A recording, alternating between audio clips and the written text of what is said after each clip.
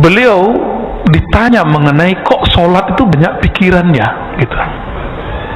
Jadi di abad ketiga beliau sudah siapkan jawabannya untuk sekarang, Pak. Sekarang abad 15 Hijriah ya, 1400-an. Jadi nggak usah mikirin Mahdi turun dulu, siapkan diri. Pantas nggak saya jadi pengikut Mahdi? Mau turun esok juga nggak apa-apa.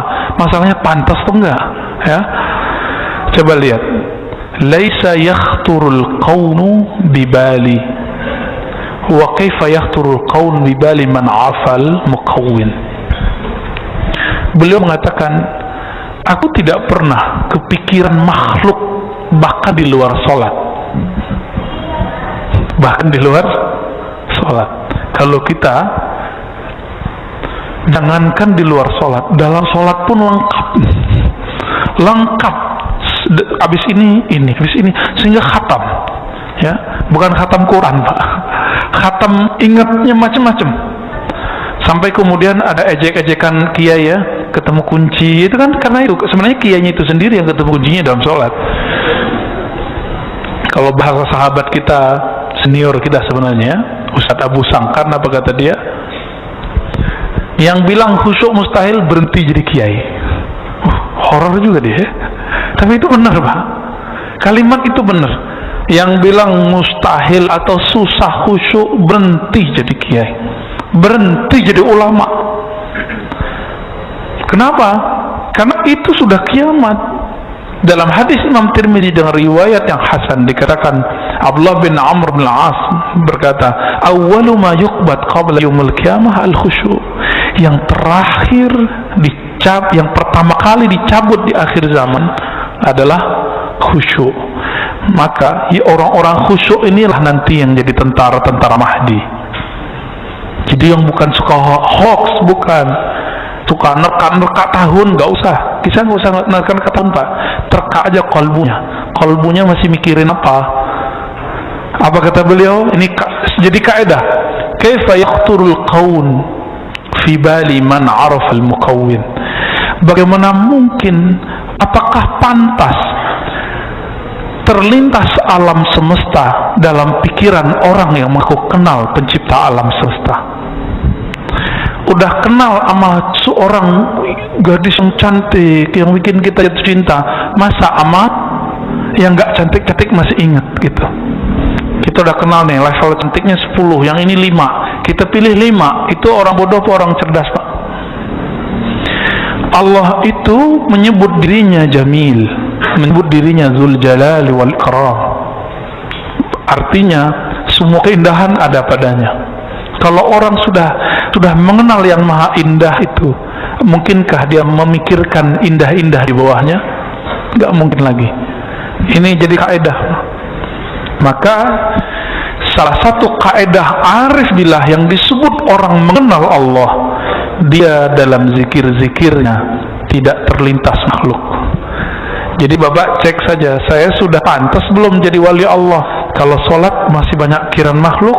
Jika iya, jangan katakan saya wali, jangan katakan kita wali, jangan katakan saya ini pantas mengajarkan zikir. Cukup katakan, ya Rabb, aku hanya hambamu yang bahkan pikiranku aku tidak bisa kuasai. Makanya Nabi itu kasih cara supaya menguasai kalbu, langsung diserahkan ke Allah. Gimana? A'inni ala zikrik. Ini kata kunci, Pak. Bantulah aku ya Allah untuk mengingatmu. Artinya untuk mengingat Allah, si kalbu nggak bisa dengan dirinya sendiri. Dia harus dibantu oleh muqallibul qulub, Allah yang membolak-balik hati. Nah, sudah sering belum minta bantuan? Cara minta bantu itu disebut oleh ahli zikir kaifiyatu zikr, kaifiyat tata cara berzikir. Kalau oleh kawan-kawan saya psikolog, mereka menyebutnya conditioning itu ya. Nah, masih ada dikit. Dan dikatakan oleh Imam Ash-Shibli ketika masuk bulan puasa ya, karena Shibli idza dakhala syahr Ramadan jadda fawqa jaddin min asara. Imam Shibli ini kalau sudah masuk Ramadan itu nggak terima ceramah, Pak. Kalau saya 20 hari masih ceramah, 10 hari nggak terima lagi, kecuali kalau keluar negeri. Kalau Imam Asyibli, kalau sudah masuk Ramadan, kalau begini sepi semua pengajian kita Pak ya, maka ini cukup untuk Syibli aja. Ama ahli zikir yang mau ikut Syibli, atau ama bapak-bapak yang tidak bisa ceramah, maka sebenarnya mohon maaf untuk para ustadz kalau ada yang hadir, para dai.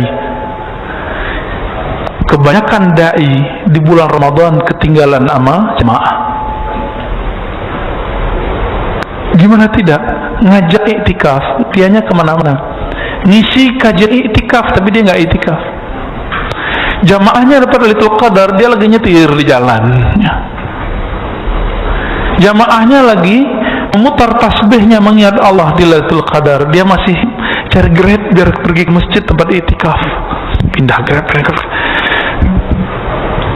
Kira-kira gimana Pak? Saya kalau ingat itu saya bisa nangis ya. Maka jika antum sebagian adalah dai, ustadz, kiai, alim, ulama, 11 bulan 20 hari bersama makhluk, coba sisihkan 10 hari mulai dari bulan ini, cut 10 hari hanya bersama Allah, kecuali antum safar di luar ya. Apalagi yang nggak punya kewajiban berceramah Pak. Ustadz tuh kalau nggak ceramah dosa juga ya. Kenapa disebut kitmanul ilm, menyembunyikan ilmu? Nggak boleh juga, harus dia ceramah, harus dia ngajar. Apa kata beliau? Hadza syahrun azzamahu rabbi. Ini bulan, jangankan kamu ya, bukan begitu ya. Hadza syahrun azzamahu rabbi. Ini bulan Allah langsung yang mengagungkannya. Masa kalian enggak gitu? Fa ana awwalu man yu'azzimhu. Karena kalian tidak mau mentakzimnya, kalian nunggu tanggal 27 malam. Tapi aku tidak mau tunggu, maka aku yang pertama kali mentakzimnya. Fa ana awwalu man yu'azzimhu. Sebelum kalian sibuk untuk mentakzimnya tanggal 27, pindah sholat atau pindah tempat tidur ke masjid, aku sudah pindah duluan. Maka Imam Syibli kalau sudah Ramadan itu nggak bisa tidur Pak malam hari. Bukan dia nggak mau tidur, dia nggak bisa tidur lagi. Latihan di pekecelak itu cuma di waktu muda. Ketika umurnya sudah di atas 20-an, 30-an, beliau nggak perlu pakai celak lagi. Ya, kalau ketemu guru begitu, pegang dia, jangan jauh-jauh dari dia. Kadang-kadang wali itu nggak perlu terkenal. Kadang-kadang di pojok gang ya, tapi tidak ahli zikir. Kadang-kadang yang pakai mic ini bukan wali Pak, dia cuma cerita wali doang ya. Tapi kita berharap semoga kita diterima sebagai kasih Allah, wali-wali Allah. Begitu juga yang hadir. Maka mulailah untuk itu. Gimana caranya? Kata Imam Junaid guru Syibli, tasdiq ulumil qaum wilayatus sughra. Tidak ingkar kepada tasawuf, ilmunya kaum itu sudah kewalian kecil.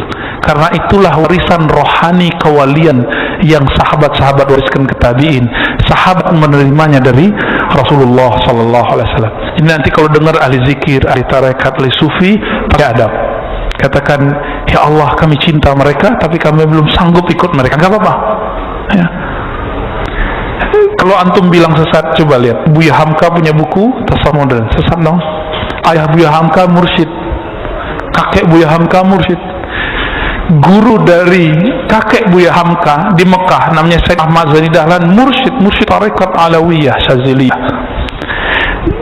Ayah Buya Hamka Haji Rasul pun berguru kepada mursyid, siapa namanya? Bakri Syata, ahli fikih tapi mursyid tarekat Alawiyah. Maka kalau ketemu mereka, beradab, ambil ilmunya. Nggak hanya itu, ambil zikirnya. Nggak cukup di situ, sohbah. Walaupun sekali seminggu, sekali sebulan ketemu dengan mereka, ikut majelis mereka. Semoga majelis kita diridhai oleh